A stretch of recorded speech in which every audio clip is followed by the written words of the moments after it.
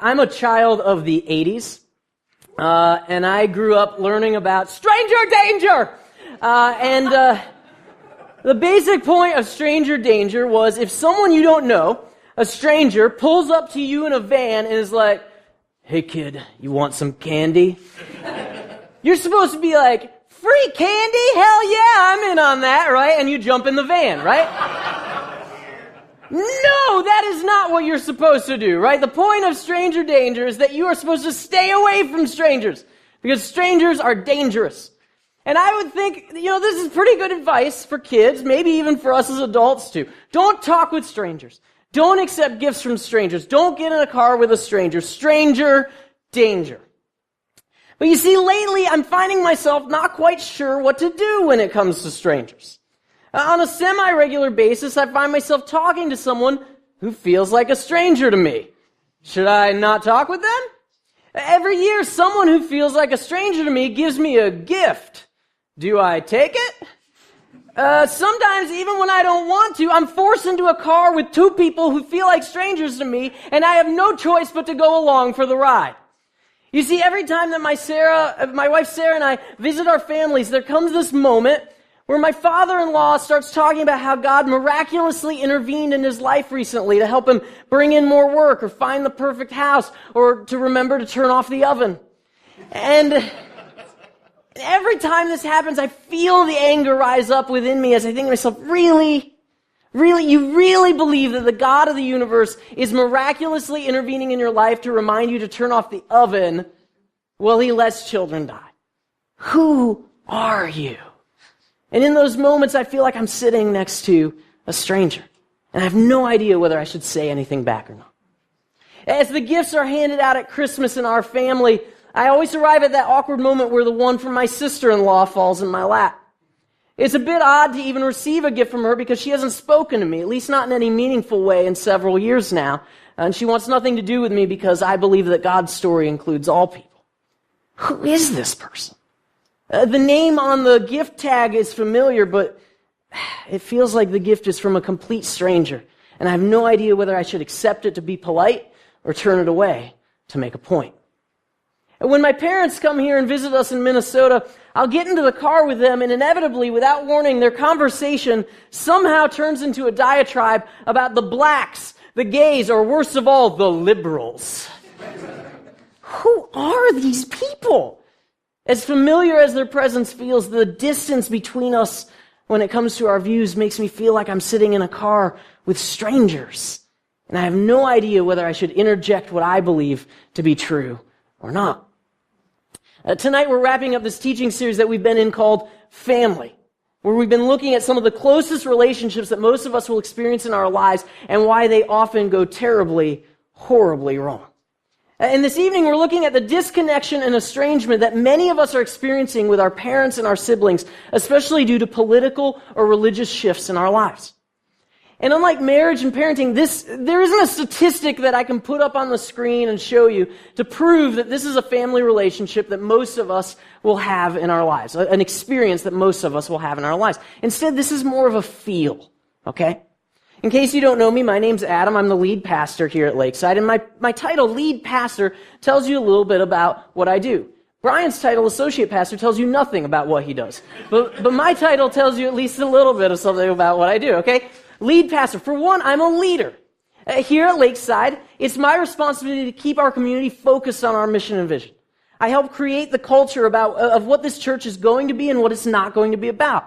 I set the course for where we're headed and how we're going to get there, which is something that you'll see more of later on tonight as I kind of share a little bit about our financial situation as a church and where we need to go next in order to make this place more sustainable for the future. But I'm also a pastor. And being a pastor means that people invite me into some of the most intimate moments of their lives. The birth of a child, a wedding, a moment when nothing makes sense or when the sting of death pierces the soul. And over the last 6 months or so, as I've been invited into some of these intimate conversations or have been asked to provide a listening ear to someone in our community, a common theme has kind of been emerging that led me to decide that we should cover this topic of disconnection and estrangement as part of this series on family relationships. Because you see, so many of us are experiencing this. For some, the situation is overwhelmingly painful, as it was for the person who came out to their parents last year and shared this letter that they received from their family just before Christmas that reads, "Don't come home this year, you're not welcome here anymore." For others, the disconnection that we're experiencing just feels downright silly compared to that, right? After all, what's the big deal if you grew up with parents who are diehard Republicans and now you're a Democrat? I mean, who cares if your mom watches Fox News all the time, but you watch MSNBC because you just love Rachel Maddow, right? I mean, and yet in my conversations with people, even something as seemingly simple as a shift of opinion when it comes to politics has often led to a feeling of deep disconnection from parents and siblings that they were once close to. I feel like I can't talk anymore without us arguing. I feel like I'm always on the defensive with my folks. And in some ways, maybe it's not all that surprising that disconnection and estrangement from family would be an issue that those in this community face. After all, we are a self-described post-evangelical church. That's just a fancy way of saying that many, though certainly not all of us, have come out of or have been impacted by conservative religious beliefs and culture. Even our name, Lakeside, connects to this reality because Jesus himself was kicked out of his hometown for believing that God's story includes all people. And that forced him to make his way to Capernaum, a city that's on the lakeside. But you see, just because we might expect to hear stories of disconnection and estrangement from family members because of who we are as a community, doesn't make them any easier to experience in our lives. My guess is that most of us in this room have experienced the loss of at least one friend due to a political or religious shift in our life at some point or another in our life, whether recently or a long time ago. In my own life, I lost numerous friends, mentors, and colleagues as soon as I spoke out openly about my belief that same-sex couples should have the right to marry. And while losing friendships like that is difficult and maybe even heartbreaking, most of us are able to pick up the pieces and move on, right? We join a new community, like this one. We make new friends. We might still experience some sadness when we talk about a person who used to be our friend or used to be a colleague, but the fact that we're able to use this phrase, used to be, when we're speaking about them indicates that there was an end to that relationship, some closure that we arrived at. But with family, it's a little bit different, right? You see, family relationships don't just end. There's often no resolution or closure to the disconnection or estrangement that takes place. We don't talk about how she used to be my mom or about how he used to be my brother. Right? Regardless of how disconnected we are, they're still our family, whether we like it or not. As everyone here knows, you don't get to choose your family. You get stuck with them, right? Unlike with a girlfriend or a boyfriend, you don't get to, break up with them or change your relationship status on Facebook, right? They're just there, right? They're just family and they're just there. And even if you've willingly or intentionally disconnected from your family or family member due to abuse or addiction or for another legitimate reason, even then you can't just run away and be done with them, much as you might want to be. Your birth certificate, your entry under your hometown on Facebook, a funeral, all of those holidays or the Christmas cards, all of these things serve as a reminder of a family relationship that still exists, even if the distance between you seems to be growing or the words between you have ceased altogether. As the great American writer F. Scott Fitzgerald once said, family quarrels are bitter things. They're not like aches or wounds. They're more like splits in the skin that won't heal. And if nothing else, Fitzgerald's words remind us that disconnection and estrangement from family members is a universal experience. Whether you lived in the first half of the 20th century like he did, or in the first half of the 21st century like we do, family relationships can and often do go terribly, horribly wrong. We see it in the lives of Jennifer Aniston, Eminem, who are both estranged from their moms. We see it in folks like Ronald Reagan, who didn't speak with his daughter Patty for years because of severe political disagreements. We see it in the work of Josh Coleman, a psychologist working out in San Francisco, who says that parental estrangement is a silent epidemic in our country. We see it in the lives and the stories of people in this community, and while we're often not looking for it, I think that we see it in the lives of the earliest followers of Jesus as well. You see, just like us, the earliest followers of Jesus weren't immune to disconnection and estrangement. even disconnection and estrangement due to political or religious shifts. In fact, those are the exact things that led to the estrangement of the two individuals whose story we're going to be looking at tonight.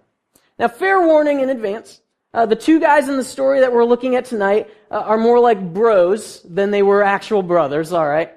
But I think that their story still has something important to offer us when it comes to the disconnection and estrangement that we so often experience in our own family relationships. Okay, the second half of the Bible, known as the New Testament, opens up with these four biographies of Jesus: Matthew, Mark, Luke, and John. And right after those, you find this book called Acts, okay? And the book called Acts tells the story of some of Jesus' earliest followers and what happened to them and through them in the years following Jesus' death and resurrection. And it's in the book of Acts where we find a man named Barnabas. And Acts chapter 11 tells us that Barnabas was a good man whom the Holy Spirit had endowed with exceptional faith. And alongside Barnabas, we find another man named Paul. Once known as Saul, Paul was an executioner of Jesus' followers before he himself encountered Jesus in a dramatic way. And when that happened, Paul became a changed man. He became a follower of Jesus himself. He started working to share hope and good news with everyone around him. But not surprisingly, since he killed Jesus' followers before, he had a hard time finding a church, right? Now, Barnabas took Paul under his wing.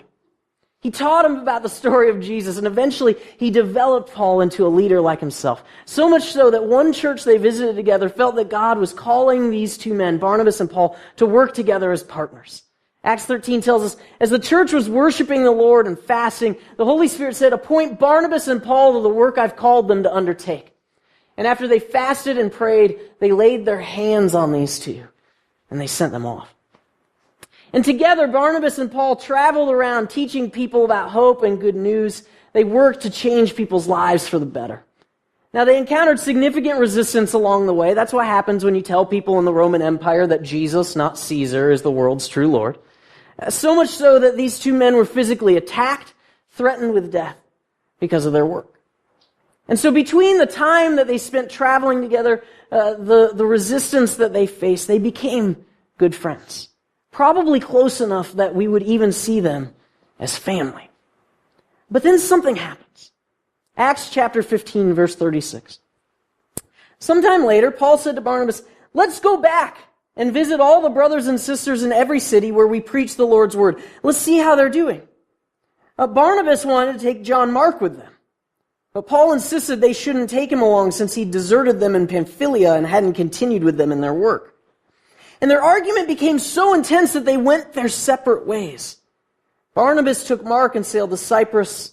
Paul chose Silas and left, entrusted by the brothers and sisters to the Lord's grace.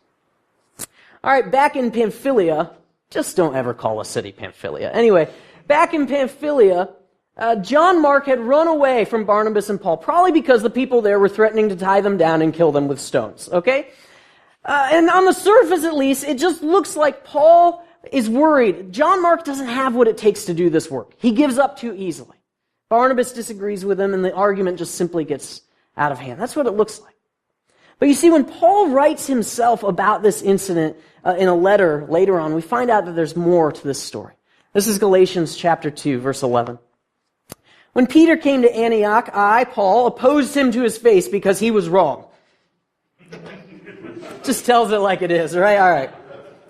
He'd been eating with the Gentiles before certain people came from James, but when they came, Peter began to back out and separate himself because he was afraid of the people who promoted circumcision. And the rest of the Jews also joined him in this hypocrisy, so much so that even Barnabas got carried away with them in their hypocrisy. That's really clear, right? No. Okay.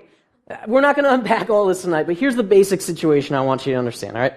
Jews and Gentiles, non-Jews, Jews and non-Jews weren't allowed to eat with each other according to the laws of the Bible. The Bible just says, Jews and non-Jews, you can't eat together. But the Spirit of God does something amazing and opens up the possibility that Jews and Gentiles can become one community as followers of Jesus, even going as far as to eat with one another, which was a big deal in the ancient world. Peter, a Jew, one of the earliest followers of Jesus, starts to embody this reality with some Gentiles that he's become friends with. He starts eating with them to show them that God has made Jews and Gentiles one community in Jesus. But some of the other early followers of Jesus aren't so sure about this new belief. James is one of those folks. And when his peeps come on the scene and they see what Peter's doing, they get really upset about it. And so Peter backs off and stops eating with his new Gentile friends. Then Paul comes on the scene and he tells both Peter and James that they're wrong. Jews and Gentiles are supposed to eat together, Paul says. Jesus has made it so that Jews and Gentiles should form one community. But you see, James and his viewpoint that they should remain separate was pretty popular. And frankly, it was a lot safer. The Roman Empire wasn't real happy with these Jesus followers. They didn't really need the Jewish people getting upset with them too, right? And so much is this the case that even Barnabas, Paul's friend and mentor, starts to wonder whether Jews and Gentiles, maybe they do need to remain separate from one another. Now, whether any of that actually makes sense to you or not, here's the big point, all right? The debate that we see taking place here in the letter to the Galatians among these early followers of Jesus is one of a difference of belief.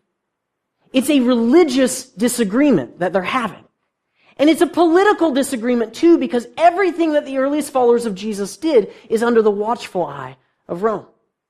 And when we read about this argument that Paul and Barnabas have in Acts 15 that leads them to split up, there's a good chance that Barnabas' desire to take John Mark with them to do this work is actually related to the difference in opinion when it comes to belief.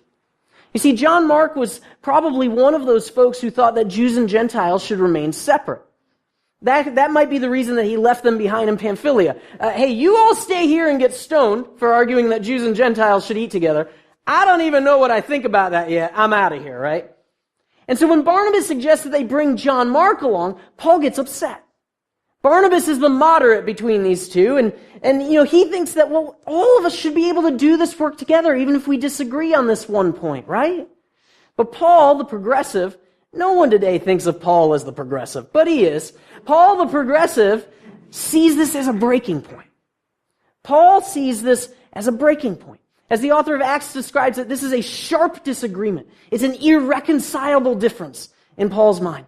Because for Paul, the full inclusion of Gentiles into the people of God isn't just a matter of opinion that we can agree to disagree on. This is central to the good news of God. And so they split up. Paul goes one way, and Barnabas goes another. And that's the end of the story. As far as the Bible tells us, we have no idea what happens to Paul and Barnabas later on. Did they work it out? Did they never talk to each other again? Did they exchange awkward gifts at Christmas and stare blankly out opposite windows when they sit in the back seat of the car for the rest of it? We don't know. We don't know what happened. But what we do know is that the same Paul who gets in such a heated argument with Barnabas over a religious and political issue that's so bad that it leads to them estranging themselves from one another is the same Paul who writes, God reconciled us to himself through Christ and gave us the ministry of reconciliation. Talk about a hypocrite, right? The same guy who, as far as we know, never reconciled with his friend and mentor Barnabas over a religious and political disagreement, writes here about how followers of Jesus like himself are supposed to be ministers of reconciliation. Now, assuming that Paul never did reconcile with Barnabas, we might start to think that Paul just forgot Jesus' words, right? If you bring your gift to the altar and you remember that your brother or sister has something against you, leave your gift at the altar and go. Make things right with your brother and sister, and then come back and offer your gift. Maybe Paul just forgot about all that stuff in the Bible about love and forgiveness, and he was just this big fat hypocrite who talked a really good talk about reconciliation, but he never lived it out. Or maybe Paul heard and read those words of Jesus, and each time he did, his heart sunk in his chest when he thought about Barnabas until the day they died. Maybe Paul and Barnabas tried to work it out, tried to reconcile their differences, but they simply disagreed too strongly when it came to what they believed God was up to in the world. Maybe Paul woke up in the middle of the night wondering whether he was actually right, wondering whether his belief about God's good news about Jews and Gentiles being one community in Jesus was worth losing someone that was as close to him as family. You see, if nothing else, the conversations that I've been having with people around this topic of disconnection and estrangement over the last 6 or so months have revealed two things. One, we tend to feel intensely anxious, even guilty as people, when it comes to the disconnection and estrangement that we experience in our own families. And two, we have no idea what, if anything, we should do about it. You see, after all, how could you not feel at least some sense of guilt when there is disconnection or even estrangement in your family because you shifted your political or religious beliefs? Even in cases where someone intentionally chooses to disconnect themselves from a family member, and it's the right thing to do because of abuse, for example, there's still a sense of guilt that remains. And I think that for those of us who follow Jesus, that sense of guilt is intensified in our lives because we know that our faith is one that is centered on ideas like love and forgiveness and reconciliation. And so when disconnection or estrangement happens in our families, we immediately begin trying to figure out how to fix it. Surely this can be fixed. Surely this can be repaired. Surely we can be reconciled and our family relationships can be the way that they're supposed to be, right? But I wonder if at least sometimes we jump to those feelings of guilt and that work of trying to fix things without really thinking about the fullness of what the Bible and what God's story says about family relationships. After all, we've got Paul talking in a way that seems completely hypocritical. You got that crazy guy Jesus who spouts off these words, "Don't think I've come to bring peace to the earth. I haven't come to bring peace but a sword. I've come to turn a man against his father, a daughter against her mother, a daughter-in-law against her mother-in-law." Oh, is that so true? People's enemies are members of their own households, Jesus says. You see, if anything, the Bible seems just as confused about what we're supposed to be doing when it comes to the disconnection and estrangement in families as we do. Are we supposed to work all this stuff out? Are we supposed to throw off our families in order to follow Jesus better? Should we try to engage in conversation or should we just try to avoid arguments? What does it actually mean to love and forgive and reconcile and be gentle and kind in these messy situations? And we feel anxiety, even guilt about the disconnection and estrangement that we experience in our own families. We have no idea what we're supposed to be doing about it. But what if that's all that we get? You see, as much as religious folk often like to think otherwise, the texts that we have in the Bible aren't always there to tell us answers. Sometimes they're there to temper our anxiety. Let me say that again. I checked. It's 117 characters. You can tweet this. The texts that we have in the Bible aren't always there to tell us answers. Sometimes they're there to temper our anxiety. That's to say that the reason that the biblical authors wrote what they wrote isn't because they anticipated every single word on every single page to become a guidebook for our lives. The author of Acts didn't write about the argument between Paul and Barnabas to teach us 4 principles about what you should do when you experience estrangement in your family. Sometimes the biblical authors tell stories just to remind us that this is what life looks like. This is what life feels like. And sometimes things are just plain messy. You see, if you think through the disconnection and estrangement that maybe you're experiencing in your own family, maybe you do need to take Jesus' words to heart about bringing that sword. Not literally, okay? I don't want anyone going home and chopping up their family because of this talk, all right? Okay.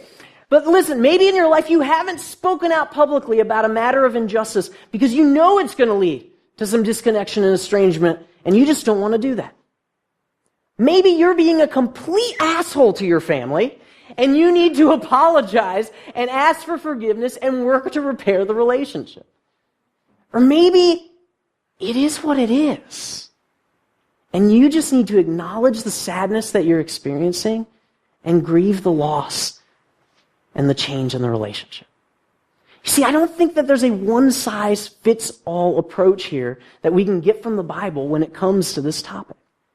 What you should do in response to the disconnection and estrangement in your family is going to depend on the situation and the relationship at hand. Because if anything, the contradiction between what Paul says about reconciliation and what happened between him and Barnabas the confusing statements that Jesus makes about family relationships, the tension that we feel in our very own lives as followers of Jesus, who we believe we're to live as ministers of reconciliation, as people who love and forgive. And yet we have this disconnection and estrangement in our own families. Sometimes we have to intentionally walk away from relationships because they're unhealthy or abusive. Sometimes we feel distant from those we once felt close to because of who we are. Sometimes our family relationships go silent because of what we believe.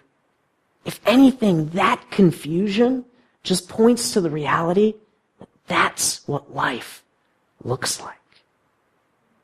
Disconnection and estrangement, even within families, is sadly a part of life. It's just something that everyone ever in human history has experienced, including us. Now, that doesn't make it good, but maybe acknowledging that fact can start to help us find some comfort for the tension and anxiety that we often feel in our souls. When we start to realize that our family relationships are more fragile than we want to admit, when we start to realize that our closeness that we experience with people is probably more predicated on agreement over political, religious, and social issues than we might think we're comfortable with. You see, when we start to acknowledge those realities, when we start to acknowledge that sometimes family relationships just go terribly, horribly wrong, and no one has any idea why, maybe that's the first and most important step that we can take when it comes to the disconnection and estrangement that we're experiencing in our own families. Because you see, when we acknowledge those realities, when we face them squarely, I think that we can actually grieve and we can actually hope. I have a friend named John. John is this amazing man who helps overly intellectual workaholics like myself get in touch with their spiritual, emotional, and restful sides. He has been a great blessing in my life. He's someone I consider a mentor and a friend. And about a year ago, John and I were in a car together on our way to a party, and we were talking about this very topic of disconnection and estrangement in family, especially around political and religious disagreements. And John is one of those people who's usually as serene as a Buddhist monk. But the conversation was at turns getting him excited and turning him irate. He was telling me about his father, a lifelong public school teacher who had recently retired. And John loved his dad and he worshiped him his whole life. He credited his dad for teaching him the value of critical thinking and for understanding the value and worth of all people. And so when his dad began listening to talk radio and watching the Bill O'Reilly show every night, John found himself completely flabbergasted by this shift in his dad's behavior. Dad, why are you listening to this? You don't actually believe this stuff. You're a public school teacher. But his dad kept listening and kept watching, and not surprisingly, his politics changed. And instead of supporting more liberal educational initiatives as he had in the past, now he was against them. After voting Democrat his entire life, now he voted Republican. And he started to view his son John's work with suspicion, which hurt John deeply. And as we were in the car together, my mentor and friend, this man who is older and wiser and better than me in every possible way, he just turns to me and he says, Adam, I feel like I don't know my dad anymore. It's like he's a stranger to me. We can't talk about anything without it turning into an argument. And as we continued talking, me sharing some of my story with my family, him sharing some of his, we both began to realize something that we had failed to admit to ourselves before. Both of us wanted our relationship with our family to look a certain way. We wanted that family relationship to be close and intimate. We wanted our parents to be the people that we could share anything and everything with and feel safe doing so. And when that idealistic picture that we had painted for ourselves was taken away from us, we never took the time to grieve that. And so we were angry. We had to grieve. And we had to hope. Because you see, as followers of Jesus, we are people of hope. Paul, who seemingly never reconciled with his friend and mentor Barnabas, still writes poignantly about how God is working to reconcile all things and all people, and that we're to be a part of that work because he believed, and we believe that one day all people will be reconciled to one another. Jesus, who was kicked out of his own hometown, asked God to forgive everyone as he hangs on a cross because he believed, and we believe, that one day, even our enemies will become our friends. And sometimes that happens in the here and now. Some disconnections and estrangements can be bridged with a conversation or an apology or an offer of forgiveness. Some disconnections and estrangements through therapy, through a miraculous work of God, are in fact healed. And others aren't. Some disconnections and estrangements we're going to carry with us to our grave. But you see, for followers of Jesus, we believe that the grave isn't the end. We believe that the dead will rise, that God's kingdom will be ushered into our world in full, and that all things and all people, and yes, all relationships will be made right in the end. And when it comes to disconnection and estrangement, these family relationships that so often go terribly, horribly wrong in our lives, I think that both our grieving and our hoping come together when we gather for the practice that we know as communion. When we eat bread and we drink wine, we might be reminded of those in our family who refuse to do this with us because of who we are or what we believe. Maybe we remember those early times when we went to church with mom or dad or a brother or sister, and we learned about this practice in the first place. How we relied on our parents to be beacons of hope for us when we had questions of faith, rather than using those same questions to criticize us or argue with us. But this practice also embodies Christian hope. Our belief that Jesus wasn't kidding around when he told his followers that night at the table that he is going to come back. He's going to usher in the fullness of God's kingdom and join everyone at the table for a feast. And on that day, our world and our lives and our relationships will be healed no matter where they're at today. And it's that hope that I think we need to hold on to in the midst of all the awkwardness, tension, anxiety, and guilt that we so often feel with our families. I don't know where you're at with the family members in your life, but my guess is that there is probably one family relationship in your life right now that is in a tough place. A disagreement that's led to distance or disconnection. A coming out or a shift in your life that's resulted in estrangement, maybe even silence. Now, whatever the cause, this is a family relationship that just isn't where you want it to be and isn't where it should be if the world were to be considered made right. And as we enter into this time of communion together, I just want to invite you tonight to bring that relationship to God in prayer. And maybe as you pray about that relationship tonight and in the days to come, a next step will emerge that you need to take. An apology you need to make, a truce that you need to offer, a simple act of forgiveness on your part that could heal a wound in your life. Maybe reconciliation in this relationship is possible, and you just want to ask God for a renewed sense of energy and hope to go after. Or maybe you'll discover that you've been too afraid of the loss that would happen if you say something. But there's an issue of justice that's too important for you to stay silent about any longer. Maybe there's a relationship in your life where you need to actually put some distance between yourself and another person because you're being hurt or manipulated. Or maybe you'll find, as John and I did that day in the car, that the anxiety that you're feeling about this relationship is actually an anxiety about an ideal vision of family that just isn't going to come to fruition. Maybe it's time to let the tears flow, to grieve the loss of that, and to ask God to show you a way forward. Wherever you find yourself tonight, whatever relationship comes to mind to you, I want you to know these things, all right?